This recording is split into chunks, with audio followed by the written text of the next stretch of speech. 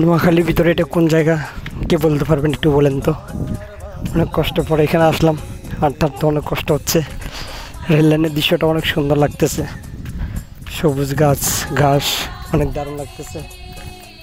বাহ, দৃশ্যটা অনেক দূর থেকে অনেক দারুণ উঠতেছে। যদি কেউ চিনে থাকেন বলেন, কমেন্টে বলবেন যে এটা কোন জায়গা। আর যদি না জানেন আমাকে কমেন্টে জানাবেন, আমি সবাইকে জানিয়ে দিব এটা নোয়াখালী কোন জায়গা। জায়গাটা দেখার জন্য অনেক অনেক চটপট করতে পারেন, অস্থির একটা জায়গা। প্রত্যেকটা ভিডিও ছবি অনেক দারুণভাবে শ্যুট করা যায়। তার পাশাপাশি রয়েছে সুন্দর গ্রামীণ একটা প্রকৃতি দৃশ্য দেখার মতো।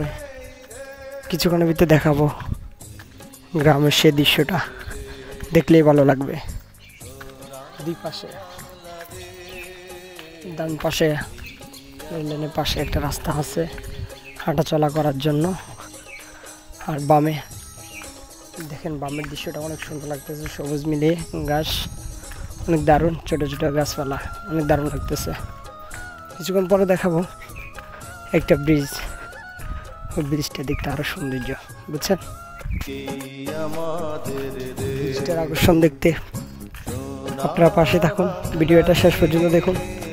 দৃশ্যটা দেখলে অনেক মজার মনে হবে, যে মনে হয় যে কোনো খাগড়াছড়ি ভালো একটা এরিয়াতে আসছেন। ঠিক আছে, সর্বোচ্চ অল্প কিছুক্ষণের ভিতরে আমি নিয়ে যাবো আপনাদেরকে ওই ব্রিজের কাছে। দেখেন গ্রামের যে দৃশ্যটা অনেক সৌন্দর্য লাগছে। তবে আরেকটা কথা, এখানে বন্যা আছে, পানি উঠে গেছে, হাঁটা চলা করতে অনেক কষ্ট হচ্ছে। এই যে সাইডে একটা বিল্ডিং দেখা যাচ্ছে, হাঁটা চলা করতে অনেক কষ্ট হয়, রাস্তাটা ডুবে গেছে। এখন আমরা যাচ্ছি ব্রিজের দিকে। ব্রিজটা অনেক দূর, একটু 1 মিনিট তো লাগবেই। আপনারা লাইনে থাকবেন, ওখানে নিয়ে যাওয়ার জন্য অনেক কষ্ট করতেছে। এই যে দেখতেছেন পাশাপাশি একটা খাল আছে, এটাকে অনেকজনে বীরবল।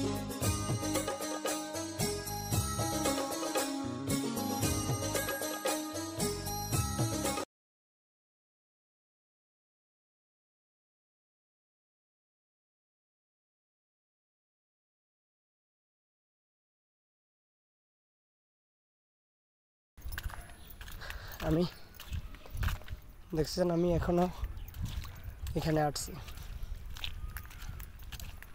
এই যে ব্রিজের কাছে আমরা চলে আসলাম। খুব দৃশ্যময় ব্রিজ, ভালো লাগলো। ব্রিজের কাছে চলে এসেছি,